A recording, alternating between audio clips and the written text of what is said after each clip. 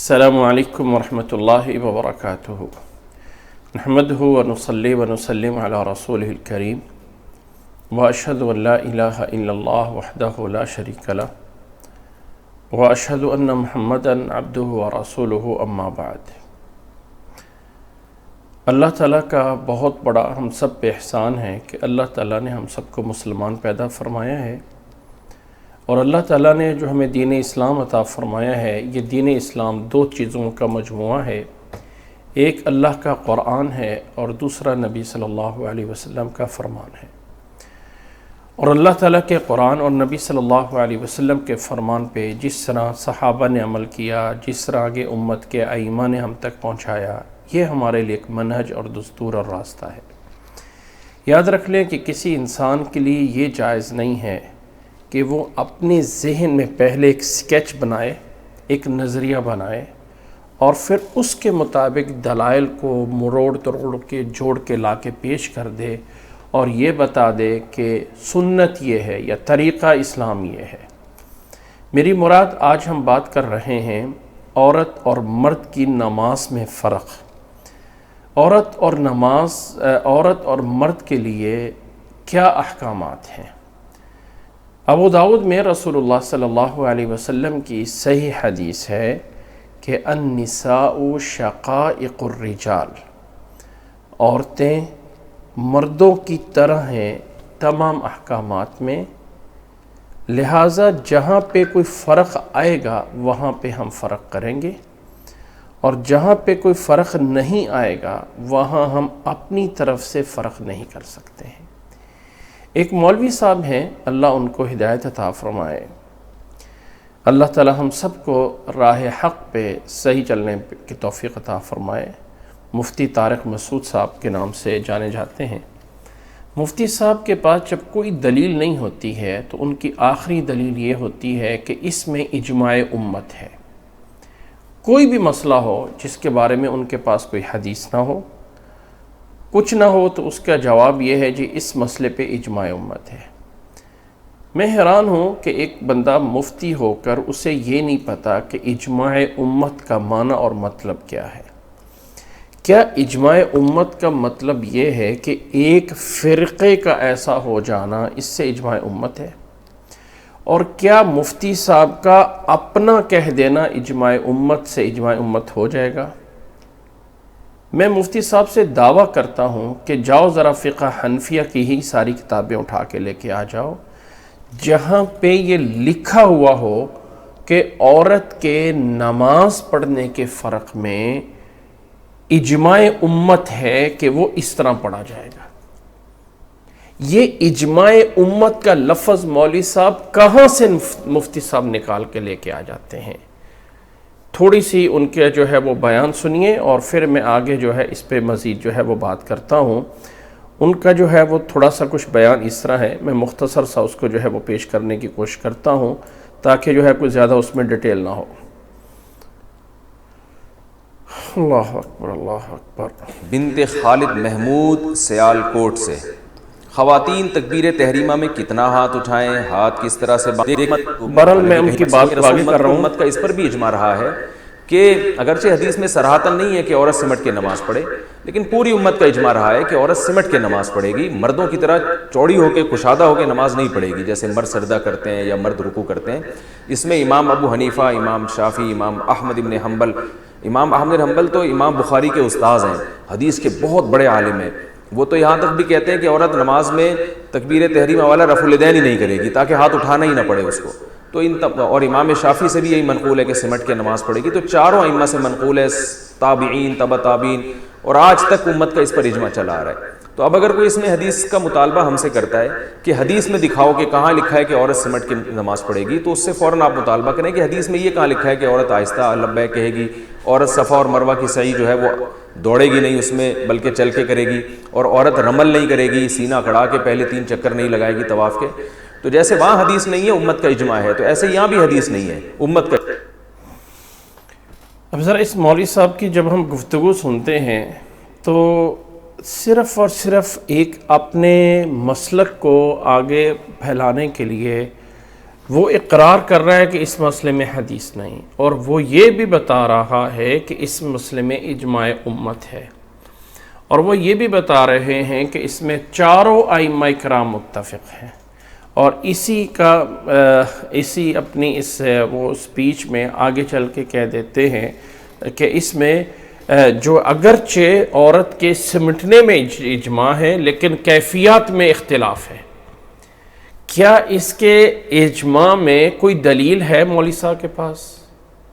دیکھیں، میں اگر کہہ دیتا ہوں کہ اس مسئلے پہ پورا کا پورا ملک متفق ہو گیا ہے تو میرے کہنے سے ملک پورا کا پورا متفق ہو جائے گا، اور جب آپ اجماع امت کہتے ہیں تو پوری امت مراد ہے، کیا اس سے کوئی ایک دور مراد ہے؟ میں مولوی صاحب سے دعویٰ کرتا ہوں کہ ایک دور لے کے آ جائیں جس میں علماء کا اس بات پہ اجماع ہوا ہو، ایسا نہیں، ان فقہا میں بھی اختلاف ہے۔ میں ابھی آپ کو یہ ذرا تھوڑا سا اس ویب سائٹ کو دیکھ لیجئے، یہ فقہا کی ایک مطلب اسلام ویب ہے، اور جس میں فقہا کے مذاہب یا جس میں باقاعدہ ان کی ویب سائٹ ہے جو آپ کو حنبلی کہتے ہیں، اس میں سوال پوچھا گیا ہے کہ عورت کے تشہد کے بارے میں، اور یہاں پہ سارے اقوال نقل کرنے کے بعد وہ لکھتے ہیں وعلى مذهب مالك والشافعي هو أنه لا فرق بين الرجل والمرأة في هيئة الجلوس في التشهد۔ امام مالک اور امام شافعی کے ہاں کوئی فرق نہیں ہے عورت کے تشہد کے بیٹھنے میں، اور حنابلہ جو ہے اور احناف جو ہے کہتے ہیں کہ عورت تورک کرے گی، یعنی دونوں پاؤں سائڈ پہ نکالے گی تشہد کے اندر مرد کے علاوہ۔ اما حنابلہ یہ کہتے ہیں، یعنی حنبلی یہ کہتے ہیں کہ عورت جو ہے ان تخیر، اسے اختیار ہے کہ وہ جو ہے متبرعن بیٹھے، وبین ان تسدل رجلہا، کہ اپنے پاؤں کو جو ہے وہ نکالے دائیں طرف یا چوکڑی مار کر بیٹھے۔ اب یہاں پہ ان فقہا کے اندر جو ہے کوئی ایک دور مجھے بتائیں کہ جس دور میں اتفاق موجود ہے، اور وہ کہتے ہیں کہ اس مسئلے میں اجماع امت ہے۔ اس مسئلے میں وہ یہ فرما رہے ہیں کہ اجماع امت آ گیا ہے، اور امت اس بات پہ جمع ہو گئی ہے کہ جی عورت کو نماز یوں سمٹ کے پڑھنی ہے۔ پھر اس کے بعد میں حیران ہوں اس شخص پہ کہ امام بخاری رحمہ اللہ نے اپنے دور میں جو بات ثابت کی ہے، امام بخاری رحمہ اللہ نے وہ یہ ثابت کی ہے کہ عورت جو ہے وہ باقاعدہ مردوں کی طرح بیٹھتی تھی اور مردوں کی طرح نماز پڑھتی تھی۔ امام بخاری کے الفاظ یہ ہیں، ذرا اس پہ جو ہے وہ دیکھیے گا۔ امام وقال البخاری کانت ام دردار جو ہیں تجلس فی صلاتها جلسۃ الرجل وکانت فقیہہ، کہ ام دردار رضی اللہ تعالی عنہ بیٹھتی تھی عورت کے مردوں کے بیٹھنے کی طرح، اور وہ بھی فقیہہ تھی۔ اب یہاں پہ جو مفتی صاحب ہیں وہ اس مسئلے کو لے کے آ جاتے ہیں کہ جی امام بخاری کے کہنے کا مطلب یہ ہے کہ وہ ایک عورت تھی، باقی عورتیں نہیں تھی۔ بھئی باقی عورتوں کی دلیل لے کے آؤ نا، امام بخاری نے آپ کو ایک عورت کی دلیل دے دی ہے، اور جو آپ امام احمد کا بتا رہے ہیں، امام مالک کا بتا رہے ہیں، امام شافعی کا بتا رہے ہیں، وہ بھی آپ کے اس مسئلے سے مختلف ہیں، تو آپ کا اجماع امت کیا ہے؟ افسوس ہے ایسے انسانوں پہ، اور جو لوگوں کے لاکھوں کے مجمع میں بیان کر کے صرف اپنے ایک نظریے کو تقویت دینے کے لیے۔ مجھے یہ بتائیے، میں آپ کے سامنے کھڑا ہوں، میں یہاں ہاتھ پہ اٹھا رہا ہوں اور میں یہاں پہ ہاتھ اٹھا رہا ہوں، اس میں کون سی حیا کی بات ہے کہ آپ یہاں کہیں کہ یہاں بے حیائی نہیں ہے اور یہاں پہ حیا میں کمی ہے؟ مجھے اس کا فرق بتائیے۔ یہاں پہ میں اپنے سامنے کھڑا ہوں، یہاں ہاتھ کر رہا ہوں اور یہاں ہاتھ کر رہا ہوں، اور مجھے بتائیے اس میں حیا کا فرق کہاں پہ آ رہا ہے؟ حیرانگی کی بات ہے کہ دوسری سائیڈ پہ مولوی صاحب خود بتا رہے ہیں کہ نبی صلی اللہ علیہ وسلم نے فرمایا ہے کہ سجدہ کتے کی طرح مت کرو کہ کتا زمین سے چپک جاتا ہے۔ کہہ رہے ہیں یہ مردوں کے لیے۔ بھائی مجھے حیرانگی کی بات ہے کہ اور اس کی دل کہتا ہے اس سے لگتا یہ ہے کہ یہ حدیث مردوں کے لیے آ گئی، عورتوں کے لیے نہیں آ گئی۔ بھائی وہی آ گئی آپ کی طرف کہ مردوں کے لیے آ گئی ہے، عورتوں کے لیے نہیں آ گئی۔ نبی صلی اللہ علیہ وسلم تو نہیں نے کہا کہ یہ عورتوں کے لیے ہے، مردوں کے لیے، عورتوں کے لیے نہیں ہے۔ اب چونکہ آپ کے سامنے پہلے من گھڑت ایک دلیل بنا لی اور کہہ دیا کہ اجماع امت ہے، پہلے ایک من گھڑت منصوبہ دل میں بنا لیا کہ اجماع امت دلیل ہے۔ پہلے نمبر پہ تو بھائی اجماع آپ کو کس کتاب میں لکھا ہوا ہے؟ کیا آپ کے کہنے سے اجماع ہو جاتا ہے؟ جہاں بھی یہ مولوی صاحب پھنس جاتے ہیں مفتی صاحب، وہاں آ کے اجماع امت دلیل بن جاتا ہے۔ اچھا اجماع امت کے لیے وہ کوئی حوالہ دے دیں کہ فلانے نے کچھ بھی نہیں، اور خود کہہ رہے ہیں کہ ابراہیم نخعی سے 2 قول ہیں، جو ہمارے مطلب کا ہے اس کو ماننا، جو دوسرے مطلب کا ہے اس کو نہ مان لینا۔ امام بخاری نے ام درداء کر کے نہیں کہتے جی وہ جو ہے ان کا مطلب تھا دوسری عورتیں کرتی تھی، عورتیں۔ بھئی آپ کیوں دفاع کر رہے ہو؟ کیوں اس میں دفاع کر رہے ہو؟ مجھے نہیں سمجھ آتی کہ عورت کے اللہ کے نبی صلی اللہ علیہ وسلم ایک طرف حدیث فرما دے کہ کتے کی طرح زمین پہ چپک جانا، اس طرح سجدہ نہ کرو، اور پھر کہہ دیں کہ یہ جی مردوں کے لیے ہے، عورتوں کے لیے نہیں ہے۔ کیوں جی مردوں کے لیے؟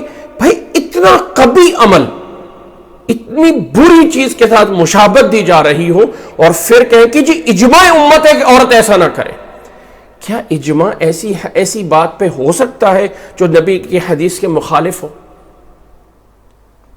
اجماع کا مطلب یہ ہے کہ پہلے نمبر پہ ان کے ہاں دلیل اللہ کا قرآن ہے، دوسرے نمبر پہ نوٹ کریں اس بات کو، دوسرے نمبر پہ دلیل نبی کی حدیث ہے، تیسرے نمبر پہ اجماع امت ہے، اور چوتھے نمبر پہ قیاس ہے۔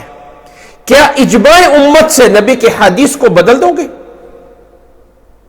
کیا ان کے ہاں نبی کے حدیث سے قرآن کو بدل دو گے، جو کہ ایسا ہے ہی نہیں ہے؟ کیا ایسا اجماع ہو سکتا ہے کہ نبی کے حدیث کے مخالفت میں آ رہا ہو اور کہہ رہے یہ حدیث مردوں کے لیے عورتوں کے لیے نہیں ہے؟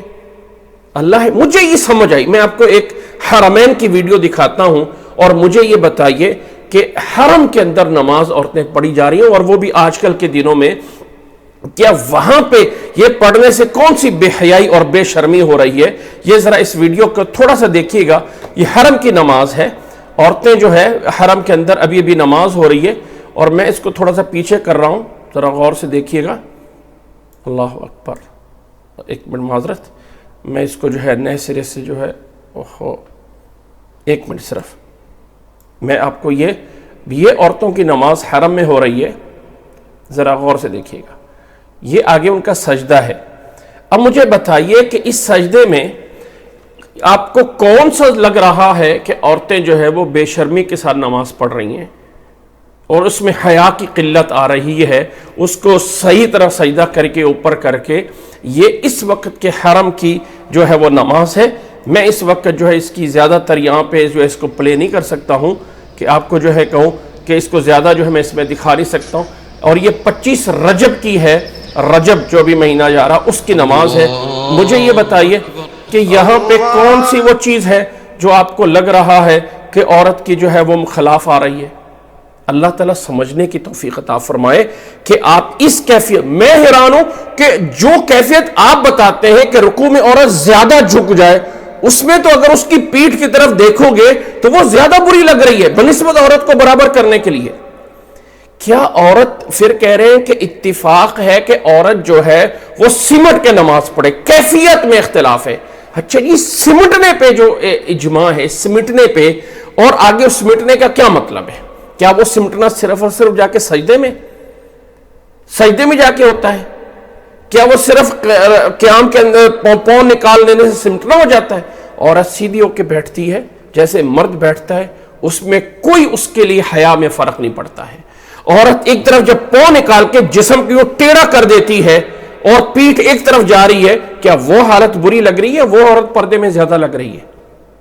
مجھے حیرانگی ہے ایسی بات پہ کہ نبی صلی اللہ علیہ وسلم فرمائے کہ کتے کی طرح زمین پہ لیٹ کے سجدہ نہ کرو، اور آج کے مفتی صاحب کہہ دیں نہیں جی اس حدیث کے مقابل میں اجماع امت ہے، اور وہ اجماع ہے کہ عورت جو ہے وہ چپک کے سجدہ کرے گی۔ اللہ تعالیٰ ہدایت عطا فرمائے۔ بھائی نبی صلی اللہ علیہ وسلم نے فرمایا کہ میری طرح نماز پڑھو جیسے مجھے نماز پڑھتے ہو دیکھا، تو اس کو بدلنے کے لیے مولوی صاحب نے کہا جی حج میں بھی تو نبی صلی اللہ علیہ وسلم نے فرمایا تھا خذوا عنی مناسککم۔ اب ذرا حدیث پہ غور کیجئے، خذوا عنی مناسککم کا مطلب یہ ہے کہ یہ جو حج عمرہ کے جتنے بھی عبادات ہیں ان کو مجھ سے سیکھ لو، مجھ سے لے لو، جس میں طواف بھی ہے، جس میں سعی بھی ہے، جس میں قربانی بھی ہے، جس میں منی عرفات سارے کے سارے احکامات ہیں، جس میں احرام بھی ہے، تلبیہ بھی ہے، عبادات کا ایک گروپ ہے۔ جس میں تفاصیل نہیں ہے. یہ نہیں کہا خذوا عنی طوافکم، خذوا عنی سعیکم، خذوا عنی رمیکم، خذوا عنی تلبیکم، یہ نہیں کہا. مناسک بولا ہے جس میں سارے جمع ہیں، جس میں تفصیل نہیں ہے.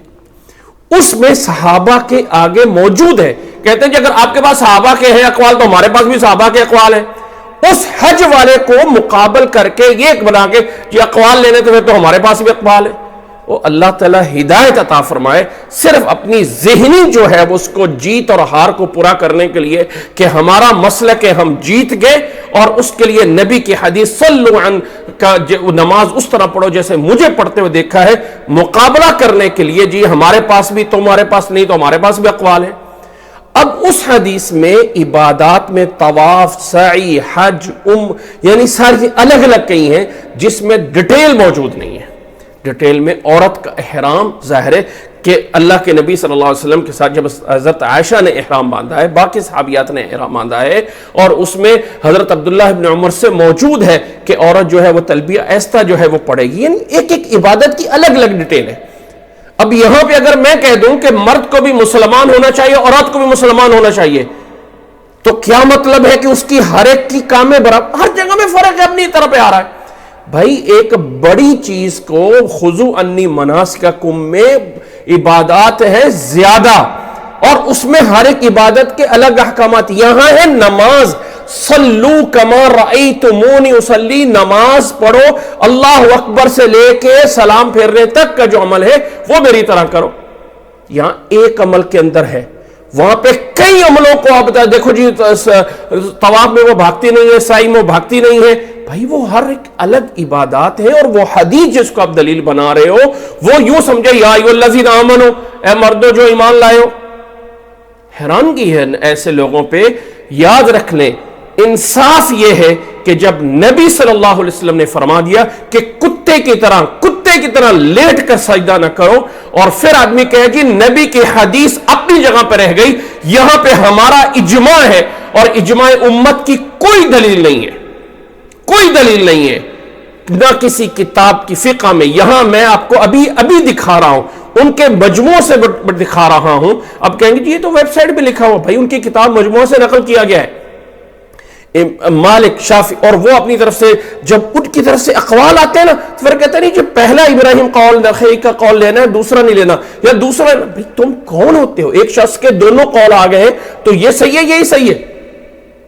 نبی سے حدیث آ کر لے کے آؤ فرق عورت کی. کسی صحابیہ کا بتا دو کہ فرق کسی کا. اب کہتے ہیں جی تم حدیث لے کے آؤ فرق، کہاں جو ہے فرق نہیں کرنا ہے. بھائی اجماع امت تو پہلے ثابت کرو، اجماع امت ثابت کرو کن کن فقہا کا، کن کن ائمہ کرام کا، وہ کون سی امت کا اجماع ہے. یہاں تو امام مالک اور امام شافعی اور امام احمد بن حنبل کا بھی اتفاق نہیں ہے، اور تم کہہ رہے ہو اجماع. پتہ نہیں کہاں سے لے کے اجماع آگے، کون سی کتاب پہ لے کے آگے اجماع، کس کتاب میں لکھا ہوا اجماع. اللہ ہدایت عطا فرمائے. اس لیے صحیح رائے یہ ہے کہ مرد اور عورت کی نماز میں کوئی فرق نہیں ہے. نبی صلی اللہ علیہ وسلم کا فرمان صلو کما رأیتمونی اصلی، نماز اس طرح پڑھو جیسے مجھے پڑھتے ہوئے دیکھا ہے. یہ مردوں کے لیے بھی ہے، عورتوں کے لیے بھی ہے. پھر مجھے بتائیے کہ جو آپ نے سمٹ کے پڑھنے کا ہے، اس میں اور اس میں کون سا سمٹنا ہے؟ مجھے یہ بتا دیں کہ یہاں پہ کانوں میں تو سمٹنا نہیں ہے اور یہاں پہ سمٹنا ہے، اور نیچے جو ہے وہ سمٹنا نہیں ہے اور یہاں پہ سمٹنا ہے. اس میں کہاں سے سمٹنا آ گیا؟ اور وہ صرف سجدے میں جا کے سمٹنا آ گیا ہے، جہاں پہ نبی صلی اللہ علیہ وسلم کی دوسری حدیث موجود ہے کہ کتے کی طرح لیٹ کر نماز پڑھو، کتے کی طرح لیٹ کر سجدہ نہ کرو. ایک عائل قلب بولا ہے، اور یہ کہہ رہے ہیں جی دوسری طرف اجماع امت کا مطلب یہ ہے کہ یہ حدیث مردوں کے لیے ہے. کیا اجماع امت سے نبی کے حدیث کو اگر آپ خاص کر رہے ہو تو پہلے اجماع امت تو ثابت تو کرو کہاں پہ ہے. اللہ ہدایت عطا فرمائے. مفتی صاحب سے میری گزارش یہ ہے کہ اگر یہ میرا پیغام ان تک پہنچتا ہے تو اللہ کا واسطہ ہے، خدا کا واسطہ ہے، اللہ تعالیٰ نے آپ سے قیامت والے دن یہ نہیں پوچھنا ہے کہ آپ نے جو اپنے مسلک کو اس کو جتا دیا یا ہرا دیا ہے. انصاف کے ساتھ دیکھیے اور پہلے اپنے ذہن کا ایک سکیچ اس کو جو ختم کرے، اور پھر نبی کی احادیث کو آ کے پڑھنا شروع کرے. جو وہاں سے طریقہ ملے، جو ائمہ کرام سے ملے، جو آپ کو صحیح راستے ملے. یہ نہیں کہ اب میرا مسلک چونکہ حنفی ہے اور میں نے امام ابو حنیفہ رحمہ اللہ نے تو اپنے دور میں ایک کتاب بھی اپنی نہیں لکھی ہے، ان کے شاگردوں نے امام مالک اور امام ابو یوسف نے فقہ حنفی کے 2/3 مسائل میں اختلاف کر دیا۔ اس کے بعد امام ابو حنیفہ نے خود فرمایا وہ لوگوں میری بات کے مقابل میں حدیث مل جائے تو میری بات کو چھوڑ دینا۔ انہوں نے کہا جی ہم نے تو بات نہیں چھوڑنی ہے، حدیث ملتی ہے تو ملتی رہے۔ نبی صلی اللہ علیہ وسلم کی حدیث آ گئی، کتے کی طرح لیٹ کر نماز نہیں پڑھنی ہے، بھائی جان چھڑانی ہے، یہ مردوں کے لیے عورتوں کے لیے نہیں ہے۔ بھائی کیا دلیل ہے؟ عورت کے لیے شرم و حیا، وہ شرم و حیا بازار میں جانے پہ نہیں ہوتا، وہ شرم و حیا عورت کے اجتماعات پہ اور تبلیغ کرنے پہ نہیں ہوتا، وہ صرف نماز کے سجدے میں جا کے ہوتا ہے۔ مجھے بتائیں مولوی صاحب آپ کہاں پہ فتویٰ دیتے ہیں کہ عورت کا جو ہے وہ جو ہے بازار میں جانا حرام ہے؟ حرام ہے، یہ کہاں پہ آپ نے کیا ہے؟ شرم و حیا کے کم ہے۔ یہاں پہ آ کے صرف سجدے کے نیچے لیٹنا چپکنا آپ کو لگ گیا ہے کہ عورت کے شرم و حیا کی جگہ ہے، جس کے مقابل میں حدیث نبی صلی اللہ علیہ وسلم کی حدیث موجود ہو کہ اب وہ خود حدیث بیان کر رہے ہیں کہ کتے کی طرح لیٹنا ہے، نبی صلی اللہ علیہ وسلم نے منع فرمایا ہے۔ تو بھائی نبی صلی اللہ علیہ وسلم کی اس حدیث کے مقابل میں اجماع لے کے آ رہے ہو، کوئی انسان کی انسانیت ہے انسان کی؟ اللہ ہمیں سمجھنے کی توفیق عطا فرمائے۔ عورت اور مرد کی نماز میں کوئی فرق نہیں ہے، نبی صلی اللہ علیہ وسلم کی حدیث برقرار ہے۔ وہ خذو عنی مناسککم والی بات کو یہاں لا کے اٹیچ کرنا، جی وہاں پہ تو نبی نے فرمایا تھا نا، لہٰذا وہاں عورت تو نہ نبی اس اونچی تلبیہ کرتی ہے، نہ طواف میں دوڑتی ہے، نہ سعی میں دوڑتی ہے، نہ وہ کرتی ہے، لہٰذا اگر وہاں پہ نہیں کرتی تو یہاں پہ بھائی وہاں پہ عبادات کو سارا بولا گیا ہے، کسی ایک عبادت کو الگ نہیں بتایا گیا، اور یہاں ایک عبادت کو الگ، نماز کو بولا گیا صلو کما رأیتمونی اصلی، اور وہاں پہ ان صحابہ سے آگے آگے فرق موجود ہے۔ اب آپ صحابہ کے اس پہ یہاں پہ لے کے آؤ نا، فرق ہے۔ وہاں پہ تو ہمارے سامنے دلیلیں آ گئی صحابہ کے عمل سے کہ عورت اونچی تلبیہ نہیں پڑے گی، عورت جو ہے وہ دوڑے گی نہیں، عورت جو ہے وہ یہ نہیں، یہاں پہ لے کے آؤ نا آپ، صلو کما رأیتمونی اصلی میں لے کے آؤ آگے عورت۔ صرف اجماع امت ہے، اجماع امت کی دلیل آپ کے پاس کہاں پہ؟ امام بخاری آپ کے سامنے لے کے آتے ہیں، کانت ام الدرداء تجلس فی صلاتها جلسۃ الرجل، عورت جو ہے وہ مرد کی طرح بیٹھا کرتی تھی۔ اب کہتے ہیں وہ تو ایک عورت کا ذکر کیا ہے نا، بھئی یہاں پہ ایک عورت کے ذکر کرنے کے لیے آپ بھی ایک عورت کا ذکر کر دو نا، آپ بھی ایک عورت کا ذکر کر دو نا کہ وہ عورتوں کی طرح بیٹھتی تھی اس دور کی عورتوں کو لا کے، اور صرف اجماع امت ہے۔ بھئی اجماع امت آپ لے کے آؤ، کس کتاب میں لکھا ہوا ہے؟ کسی فقیہ نے اس مسئلے پہ اجماع امت لکھا ہے مولوی مفتی صاحب؟ صرف اور صرف آپ کا اپنا ایک کوے کی مینڈک کی طرح جو ہے جس کی دنیا صرف وہ ہوتی ہے، اور وہ کہتا ہے ساری دنیا یہ ہے۔ ایک کوے کے اندر ایک مینڈک تھا اور وہ اتنا سا گھوم جاتا تھا، وہ کہتا تھا ساری دنیا یہ ہے۔ اب وہ اپنے مسلک میں کہہ دیں گے کہ ساری اجماع اس پہ ہے۔ اللہ ہمیں سمجھنے کی توفیق عطا فرمائے اور اللہ ہمیں عمل کرنے کی توفیق عطا فرمائے۔ مرد اور عورت کی نماز میں کوئی فرق نہیں ہے، نبی صلی اللہ علیہ وسلم کا فرمان مردوں کے لیے عورتوں کے لیے ہے، اور صلو کما رأیتمونی اصلی، رکوع عورت نے مردوں کی طرح کرنا ہے، سجدہ عورت نے مردوں کی طرح کرنا ہے، بیٹھنا عورت نے مردوں کی طرح ہے۔ ان اعمال میں نہ ہی کوئی شرم و حیا کا مسئلہ ہے اور نہ ہی کوئی لیٹنے کا یعنی اس کو چپکنے سے اس کا حیا زیادہ ہو جاتا ہے، اس میں کوئی فرق نہیں پڑتا۔ یہاں ہاتھ اٹھا لیں اور یہاں ہاتھ اٹھانے سے آپ کہیں کہ یہاں پہ بے شرمی ہوتی ہے اور یہاں پہ شرم زیادہ ہوتی ہے، یہاں پہ جو ہے وہ بے شرمی نہیں ہوتی ہے اور یہاں پہ جو ہے وہ بے شرمی ہو رہی ہوتی ہے۔ حیرانگی ہے بات کہ ان میں کیا ہے۔ اور سجدے کی نماز، سجدے میں لیٹنے میں اور نبی کا فرمان کتے کی طرح لیٹنے سے منع کرنے پہ آپ کہیں کہ اس کے مقابلے میں اجماع امت کو لے کے آ رہے ہیں۔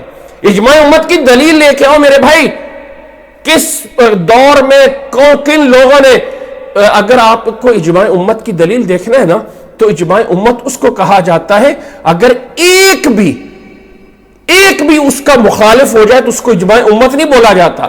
ایک بھی اگر کوئی مخالف آ جائے تو اس کو اجماع امت جو ہے وہ نہیں کہا جاتا ہے، یاد رکھ لیں۔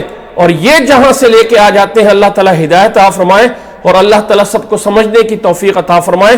نہ ہی کوئی اجماع امت ہے، نہ ہی اس میں جو ہے کوئی ہے۔ اچھا ایک چھوٹی سی بات سمجھیے گا، یہ ایک حدیث کو دلیل بنا رہے ہیں کہ ان امتی لا تجتمع علی الضلالہ، ذرا اس حدیث کا ویلیو دیکھیے گا. میں آپ کے سامنے یہ حدیث جو ہے کر رہا ہوں. یہ حدیث ہے ان امتی لن تجتمع علی الضلالہ، میری امت گمراہی پہ نہیں چلے گی. اس کو ابن کثیر نے بدایہ والنہایہ نقل کیا، کہا ہے ضعیف ہے. اس کو جو ہے ابن حجر نے موافقت الخبر میں نقل کیا، وہاں پہ غریب کہہ دیا. اگرچہ غریب کا معنی صحیح نہیں، ضعیف نہیں ہے، لیکن یہ غریب کہا. اور شیخ البانی رحمہ اللہ نے اس کو حضرت انس کی سند سے ابن ماجہ میں نقل کیا، تو اس کو ضعیف جو ہے اس میں نقل کر دیا اور کہا ضعیف ابن ماجہ میں. اس کو جو ہے شیخ البانی رحمہ اللہ نے ضعیف الجامع میں نقل کیا اور وہاں اس کو کہا یہ ضعیف ہے. اس کو میزان الاعتدال میں امام ذہبی نے جو ہے وہ نقل کیا، اور معذرت یہ دوسری حدیث ہے. اس کو جو ہے وہاں یعنی کتنے محدثین ہیں جہاں پہ یہ تہذیب الکمال میں اس کو نقل کیا اور کہا کہ اس میں ابو خلف الاعمى ہے، جو کہ قال ابو حاتم منکر الحدیث ہے، وہ حدیث میں منکر لاتا ہے. اگرچہ یہ حدیث جو ہے کچھ ڈیفرنٹ سندوں سے آئی ہے، اور ان سندوں کے اندر اس حدیث کا حسن ہونا بھی ثابت ہے، اس حدیث کا حسن ہونا بھی ثابت ہے. حیرانگی کی بات یہ ہے کہ آپ کس حدیث کو لا کے، اور کیا نبی صلی اللہ علیہ وسلم کی حدیث کو جو رکھنا چاہ رہے ہیں لا تجتمع علی الضلالہ، امام نووی نے شرح مسلم اس کو ضعیف کہا ہے، امام نووی نے اس کو شرح ضعیف کہا ہے. اور جو ہے اب کون سی کتاب شرح ابن بخاری میں ابن ملقن نے اس حدیث کو ضعیف کہا ہے. اسی طرح ابن حجر نے اس کو کہا، اس کا متن مشہور ہے عمدۃ القاری، عمدۃ القاری جو ان کی کتاب ہے اس میں اس کو ضعیف کہا گیا ہے. مجھے حیرانگی ہے مقاصد الحسنہ میں اسے کہا گیا سخاوی نے کہ مشہور المتن ہے، اس کے اسناد جو ہے وہ کثیر شواہد ہے، اس کی بنیاد پہ شاید اس کو جو ہے صحیح کہہ لے. یعنی اب ذرا کس ویلیو کی یہ حدیث ہے، کتنی کس کی ویلیو ہے جس حدیث کو ضعیف ضعیف ضعیف کہا جائے.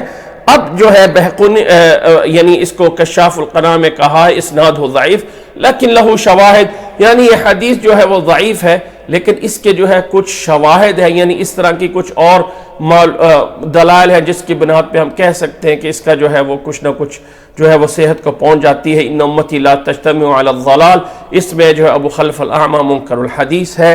شعیب الارناؤط تخریج سیر اعلام النبلاء میں کہتے ہیں کہ اس کے جو طرق ہیں کلھا فیہا مقال، اس کے اندر جو ہے اس کی بہت ساری سندیں اور ہر سند میں کوئی نہ کوئی اس کے اوپر جو ہے ضعف ہے. ابن حجر اسقلانی کتاب ہے تلخیص الحبیر، تلخیص الحبیر جو ان کی کتاب، اس میں کہتے ہیں فی سلمان ابن شعبان المدنی وہو ضعیف، یہ بھی ہے ضعیف لیکن اس کے شواہد ہیں. ٹھیک ہے، شواہد کی بنیاد پہ حدیث اپنے حسن درجے کو پہنچ جاتی ہے، حسن کے درجے کو پہنچ جاتی ہے، مان لیا.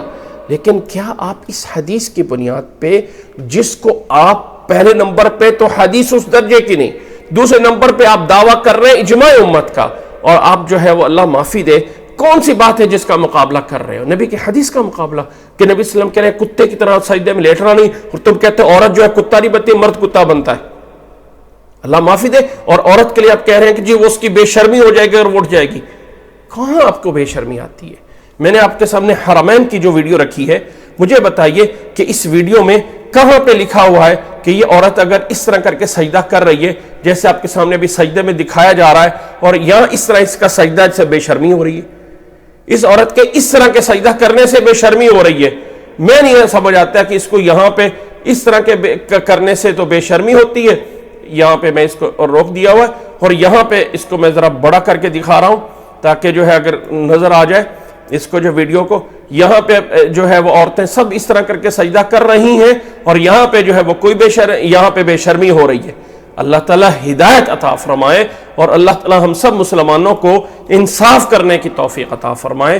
جزاک اللہ احسن. امید ہے کہ میرا یہ پیغام اگر مفتی صاحب تک پہنچے تو اللہ کی رضا کے لیے، دیکھیں صلہ اللہ نے دینا، میں نے نہیں دینا آپ کو، اللہ نے دینا ہے. انصاف کیجئے. یہ آپ سے نہیں پوچھا جائے گا کہ آپ نے ابو حنیفہ کو جتایا ہے یا امام شافعی کو جتایا ہے، آپ سے پوچھا جائے گا نبی کی حدیث، اللہ کی اطاعت اور نبی کی اطاعت کی ہے نہیں کی ہے. نبی کی حدیث اتنی واضح کہ نہا عن اقعاء الکلب، کتے کی طرح لیٹنے سے سجدے میں منع کر دیا، اور کہیں کہ اس کے خلاف اجماع امت ہے. کیا کسی حدیث کے مقابلے میں اجماع امت ہو سکتا ہے؟ اور کہ جی وہ عورت کے لیے یہ حدیث اس اجماع کا مطلب یہ کہ مطلب یہ ہے والی بات کہاں سے آ گئی؟ مطلب یہ ہے کہ یہ حدیث عورت مرد کے لیے چونکہ اجماع امت ہے، اور اجماع امت کی کوئی دلیل نہیں ہے، کسی دور میں نہیں اجماع ہوا، کسی دور میں اجماع نہیں ہوا ہے۔ اللہ تعالی ہدایت عطا فرمائے۔ یاد رکھیں اجماع جو ہوتا ہے نا وہ یہ نہیں ہوتا ہے کہ جی مجھ ایک مسئلہ بتائیں، ایک چیز لے کے آئیں کہ یہ جو مسئلہ جو ہے جی اس میں امت کا اجماع ہے۔ بھائی امت کے اجماع کے لیے آپ کہاں سے دلیل لے کے آؤ گے؟ امت کا ایک فقیہ بھی اس کی مخالفت کر دے اجماع نہیں ہوتا ہے۔ امت کا ایک فقیہ اس کا جو ہے مخالفت کر دے اس کا اجماع نہیں ہوتا ہے، اور آپ اپنے دعوے میں اجماع بنا رہے ہو۔ اللہ تعالیٰ ہم سب کو سمجھنے کی توفیق عطا فرمائے۔ جزاک اللہ خیر۔ السلام علیکم ورحمۃ اللہ وبرکاتہ۔